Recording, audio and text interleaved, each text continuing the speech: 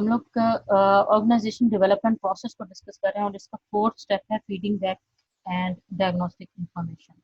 ठीक है, चैप्टर 8 है आप लोगों का इस बुक के अंदर। और the learning objectives are to understand the importance of data feedback in the OD process.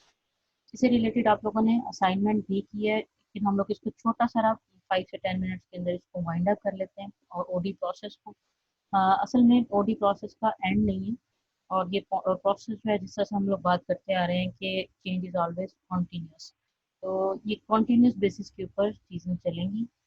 और ये फीडबैक के बाद दोबारा से उसको एनालिसिस किया जाएगा, दोबारा से इनिशिएटिव लिया जाएगा, और उन स्टेजेस को रिपीट किया जाता है असल में। अब यहाँ पे लर्निंग ऑब्जेक्टिव्स हैं कि to understand the importance of data feedback in the OD process.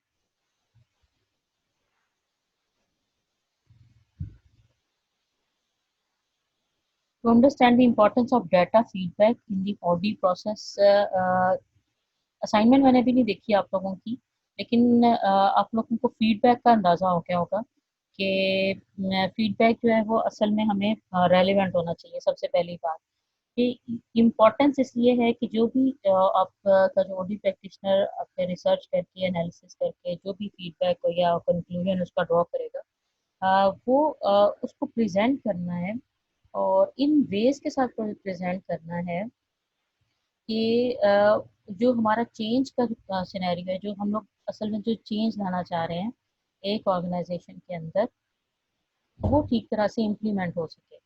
और असल में हमारा मकसद चेंज को है, और जब तक ऑर्गेनाइजेशन के मेंबर्स चेंज को एक्सेप्ट करने वाले नहीं होंगे या चेंज को अच्छे तरीके से एक्सेप्ट नहीं कर सकेंगे, तो आपका जो जितना भी डायग्नोसिस की स्टेज है या आपने जो जिस तरह से डाटा को गैदर किया है, अ, वो इफेक्टिव नहीं हो सकेगा।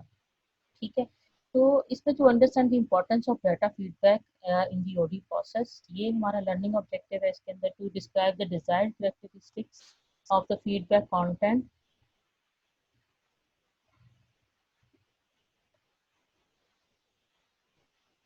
डिजायर्ड कैरेक्टरिस्टिक्स क्या है फीडबैक कंटेंट की, उसकी कैरेक्टरिस्टिक्स क्या होनी चाहिए। जिस तरह से मैंने अभी आपको बताया कि आपने आपका मकसद असल में सिर्फ फीडबैक देके आपने अपना कॉन्ट्रैक्ट को टर्मिनेट नहीं कर देना।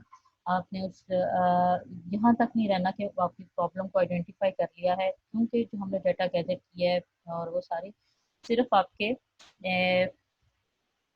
प्रॉब्लम को आइडेंटिफाई करने के लिए थे। अब हमने उन प्रॉब्लम का सोल्यूशन भी निकालना है, और उन सॉल्यूशंस के लिए उन सॉल्यूशंस को निकालने के लिए आपको सबसे पहले अपने फीडबैक को और उससे रिलेटेड जो भी उसके डिजायर्ड कैरेक्टरिस्टिक्स हैं वो अंडरस्टैंड करना जरूरी है। To describe the desired characteristics of the feedback process, और डिजायर्ड कैरेक्टरिस्टिक्स क्या हैं, और ये सारी जो इसकी कंटेंट और उसके प्रोसेस को ये डिस्कस करता है फीडबैक का जो प्रोसेस। ये चैप्टर के हैं लर्निंग आउटकम्स। अब इसके अंदर पॉसिबल इफेक्ट्स ऑफ फीडबैक है। अ, अब आपके सामने सबसे पहले है कि फीडबैक अकर्स और what is the direction of energy. अब आपने देखना है कि एनर्जी किस तरफ जा रही है। अगर आपके फीडबैक की वजह से लोग मोटिवेटेड हैं या डीमोटिवेटेड हो गए हैं एकदम से, आपने इतनी ज़्यादा प्रॉब्लम्स को आइडेंटिफाई किया और सब लोगों के सामने प्रेजेंट कर दिया है कि ये प्रॉब्लम्स हैं पूरी ऑर्गेनाइजेशन में, ये भी ठीक नहीं है, ये भी ठीक नहीं है। तो जब हम लोग इस किस्म की बात करते हैं कि जब ये भी ठीक नहीं है, ये भी ठीक नहीं है, आपने ये भी सही नहीं किया, आपने ये भी सही नहीं किया, तो उसकी वजह से चेंज नहीं आता। और तो जो हमारा मकसद है असल में, हमने उन चीज़ों को अपने मेंबर्स को, एम्प्लॉयज़ को उनके अंदर फियर नहीं क्रिएट करना कि कि आप लोग तो कुछ भी ठीक नहीं कर रहे, तो आपको तो ठीक करने की ज़रूरत है, आप ये प्रॉब्लम्स हैं और इतनी सारी प्रॉब्लम्स हैं, उन सबको ठीक करने की ज़रूरत है। तो असल में फीडबैक जो है वो जब भी आप उनको उसको फीडबैक को प्रेजेंट करते हो ऑर्गेनाइजेशनल मेंबर्स के साथ या क्लाइंट ऑर्गेनाइजेशन के साथ, ज़ाहिर है आप क्लाइंट के साथ एक मीटिंग करेंगे, अपनी ऑर्गेनाइजेशन के जो लीडर हैं उनके साथ आप एक मीटिंग करेंगे, और मीटिंग के अंदर आप उनको सारे फैक्ट्स बताएंगे।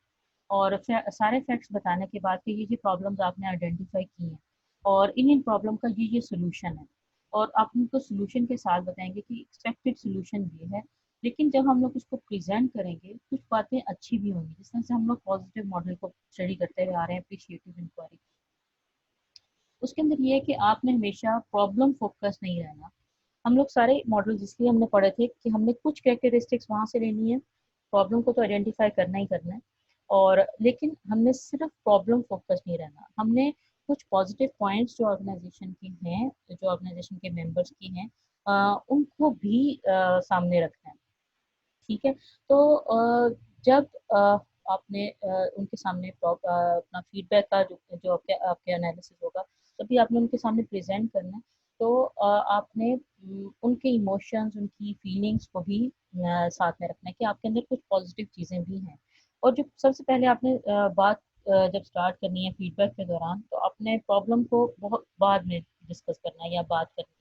सबसे पहले आपने उनके पॉजिटिव पॉइंट्स को डिस्कस करना है, जो कि अप्रिशिएटिव इंक्वायरी का एक रोल है कि आप उन स्ट्रेंथ्स को देखें कि आपकी ऑर्गेनाइजेशन की असल में स्ट्रेंथ्स क्या हैं। एम्प्लॉयज़ जहाँ पर कुछ गलती कर रहे होंगे या चेंज को एक्सेप्ट करने में या कुछ भी, तो बहुत सारे पॉजिटिव पॉइंट्स भी होंगे। सबसे पहले आपने उन पॉजिटिव पॉइंट्स को डिस्कस करना है, और ताकि उनके अंदर एक एनर्जी की इन्वायरमेंट क्रिएट हो सके, और उनके अंदर एनर्जी आ सके, और वो उस चीज़ को, आपके फीडबैक को एक्सेप्ट करें। आप उन पॉजिटिव पॉइंट्स को जब पहले डिस्कस करेंगे, उन पॉजिटिव पॉइंट्स को आपने डिस्कस करने का मकसद ये होगा, और उनके साथ डिस्कशन करने का मकसद ये होगा कि आप उनको अच्छे तरीके से इम्प्लीमेंट करें, क्योंकि आपने उन प्रॉब्लम्स के सोल्यूशन को इम्प्लीमेंट करना है, और वो तो थ्रू पीपल ही है।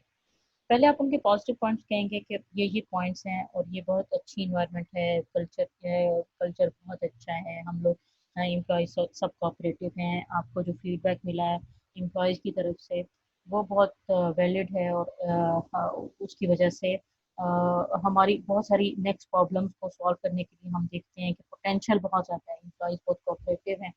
जब इस तरह की एनर्जी आप करेंगे, what is the direction of the energy, जब पॉजिटिव होगी, जब आपने पॉजिटिव एनर्जी देनी है, तो वो आपको एक्सेप्ट करने के लिए, कोई भी आप प्रॉब्लम को डिस्कस करेंगे एट द एंड, तो वो भी एक्सेप्ट करने के लिए राजी होंगे। अब सेकंड है कि is the energy created by the feedback. अब जो भी उनके अंदर मोटिवेशन आती है टू चेंज या accept the other things as well, तो उसकी वजह से दो तरफ ये चाहेगी एनर्जी, टू डिनाई और फाइट डाटा। ठीक है। अगर आप क्रिटिकल पॉइंट्स को ज़्यादा डिस्कस करेंगे, क्रिटिक्स यानी कि आपका पूरा एनालिसिस क्रिटिकल बेस होगा या क्रिटिक्स के ऊपर बेस होगा, तो वो उस पर उसकी एनर्जी ऐसी हो सकती है कि उसको डिनाई करेंगे और उसके फाइट करेंगे उस डाटा से रिलेटेड चीज़ों को। इसके बाद energy to use data to identify and solve problems.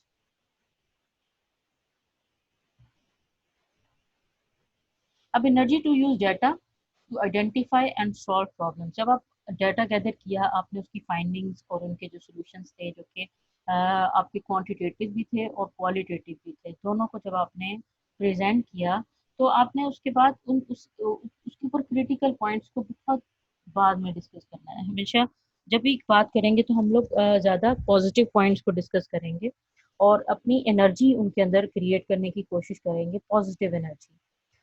अच्छा, अब यहाँ से energy to use data to identify and solve problem, do structures and processes turn energy into action. अब आपने कोई सा भी जो भी स्ट्रक्चर या आपका जो भी रेलेवेंट थिंग है, अ,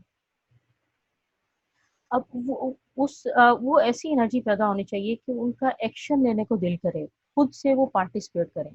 आप उनके साथ आहिस्ता आहिस्ता कुछ, यानी कि पहली सिटिंग में आप अप्रिशिएट करेंगे चीज़ों को, और कि हमारा फीडबैक बहुत अच्छा है। उसके बाद आप कुछ नेक्स्ट सिटिंग्स के अंदर आहिस्ता आहिस्ता अपने जो उनके क्रिटिकल पॉइंट्स हैं उनको भी पॉजिटिवली कोट करके, तो उनको जब आप प्रेजेंट करेंगे, और तक, क्योंकि आपने उनको पार्टिसिपेट भी करवाना है, आपने डायरेक्ट नहीं कभी भी कोई होना। किसी भी ऑडी प्रैक्टिशनर के लिए सोशल स्किल्स का होना इसलिए ज़रूरी है कि वो कभी भी डायरेक्ट नहीं होगा कि एक एम्प्लॉई है, आप बल्कि एक जनरल बात करेंगे। आप यानी कि कुछ एम्प्लॉयज़ को पॉइंट आउट करके, जब आप सपोज आपने कुछ प्रॉब्लम्स को आइडेंटिफाई किया और वो एक एम्प्लॉय या दो एम्प्लॉय से रिलेटेड थी, आप उनको हाईलाइट नहीं करेंगे और एक पिन पॉइंट नहीं करेंगे उनको कि स्पेसिफिकली वो एम्प्लॉयज़ इस तरह से करते हैं, बल्कि आप एक जर्नल सा एक निकालेंगे और जर्नल से के बाद उनको उनके वो बहुत सारे उन पॉइंट्स को भी डिस्कस करेंगे जो उनके स्ट्रेंथ्स हैं। ऑर्गेनाइजेशन की ओवरऑल स्ट्रेंथ्स को आप डिस्कस करेंगे और अब do structures and processes turn energy into action. अगर उनकी एनर्जी पॉजिटिव हो जाती है और वो एक्शन की तरफ जाते हैं तो वो चेंज का आपको एक्सेप्ट करने के काबिल हो जाएंगे। अगर एनर्जी या स्ट्रक्चर से रिलेटेड एनर्जी उनकी डाउन होगी तो फेलियर, फ्रस्ट्रेशन और उसके अंदर नो चेंज होगा।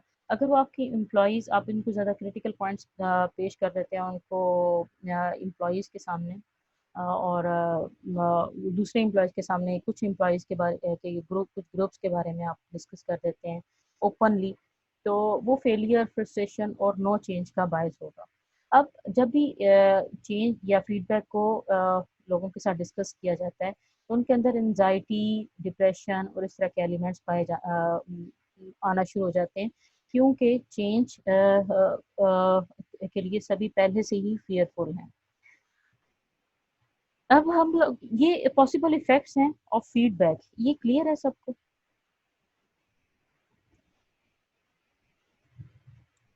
जी यस मैम। ठीक है, पॉसिबल इफेक्ट्स ऑफ फीडबैक है ये वाला और ये एक पूरी एक स्लाइड है। अभी मेरा ना सेशन ही खत्म हो जाएगा, हम नेक्स्ट में इसको शुरू कर लेते हैं, ये तो चल रहा है वैसे। Okay, determining the content of feedback. आपने जो भी फीडबैक देना है वो रेलिवेंट होना चाहिए, अंडरस्टैंडेबल होना चाहिए, देन डिस्क्रिप्टिव होना चाहिए और यानी कि दो दूसरे लोगों को अंडरस्टैंडेबल होना चाहिए।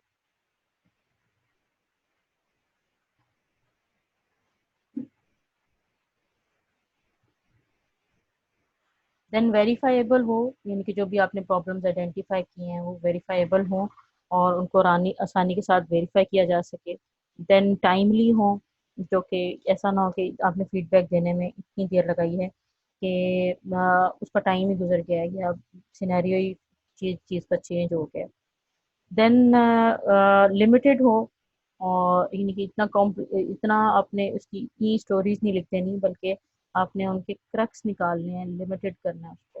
देन सिग्निफिकेंट और इम्पॉर्टेंट होना चाहिए कि जो चेंज को इम्प्लीमेंट करने में हेल्पफुल शामिल हो।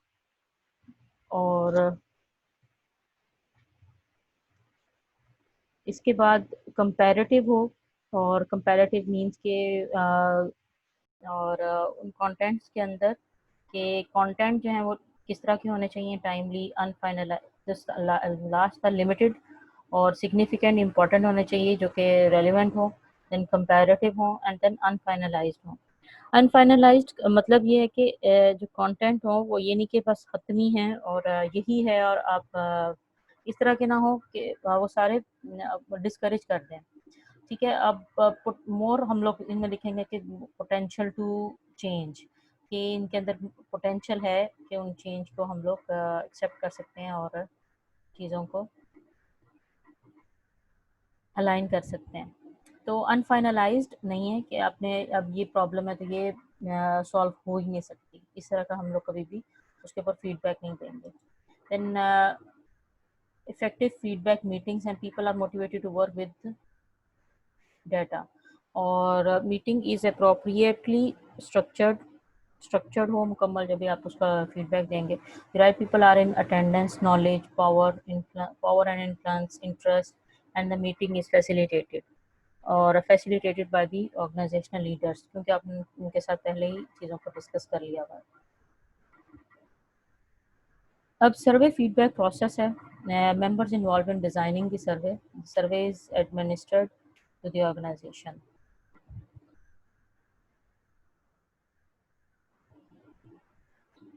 अब ये जो सारा सर्वे फीडबैक है, जो सर्वे हम लोगों ने क्वांटिटेटिव एनालिसिस जो किए होते हैं किसी भी चीज़ के, ये एनालिसिस जो हम लोग करेंगे प्रॉब्लम को आइडेंटिफाई करने के लिए, members involve in designing the survey, वो सर्वे को जो डिज़ाइन किया, जिन्होंने स्ट्रक्चर किया, the survey is administered to the organisation, और जिन्होंने इनको प्रेजेंट किया towards the organisation, the data is analysed and summarised, और डाटा को एनालिसिस किया जाता है और उसको समराइज किया जाता है। The data is presented to the stakeholders, and the stakeholders work with the data to solve problems or achieve vision. अब जो स्टेक होल्डर्स हैं work with the data to solve problems और achieve vision. अब ये सारे हम लोगों ने जो फीडबैक दिया, उनको अपने असल में तैयार करना है आफ्टर फीडबैक के, वो विजन को, जो भी चेंज का विजन ऑर्गेनाइजेशन लाना चाह रही है, उसको वो एक्सेप्ट कर सकें। अब है limitations of survey feedback, ambiguity of purpose, कि आपका पर्पस क्या है, आप चेंज के जरिए क्या असल में चेंज करना चाह रहे हैं। जो सर्वे होता है वो असल में सिर्फ प्रॉब्लम को आइडेंटिफाई करता है और उसका पर्पस क्लियर नहीं होता है। इसलिए पर्पस को जितना आप बता देंगे कि पर्पस क्या है इस चेंज को लाने का, और हम लोग क्यों करना चाह रहे हैं और डेवलपमेंट क्यों ज़रूरी है, जब हम इसके ऊपर ब्रीफ कर देते हैं तो उसका पर्पस काफ़ी हद तक क्लियर हो जाता है। दैन डिसट्रस्ट है, और अनएक्सेप्टेबल टॉपिक्स हैं, और ऑर्गेनाइजेशनल डिस्टर्बेंसेस हैं। ये सारे वो वाली चीज़ें हैं जो एक्सपेक्टेड हैं, इनके ऑर्गेनाइजेशन के जो मेंबर्स हैं उसको एक्सेप्ट ना करें। और जब हम ज़्यादा क्रिटिकल हो जाते हैं फीडबैक से रिलेटेड, फीडबैक देने के टाइम पे, तो इस तरह की डिस्टर्बेंसेस हो जाती हैं, जिसके अंदर डिस्ट्रस्ट डेवलप हो जाता है ऑर्गेनाइजेशन के मेंबर्स का लीडर्स के साथ। अनएक्सेप्टेबल टॉपिक्स हो सकते हैं कि वो उस चीज़ को माने ही ना, और इसलिए सबसे पहले जो ऑर्गेनाइजेशन का लीडर है वो अपने चेंज को, जो भी उसके मोटिव हैं चेंज को लाने के, उनको सबको क्लियर करेगा।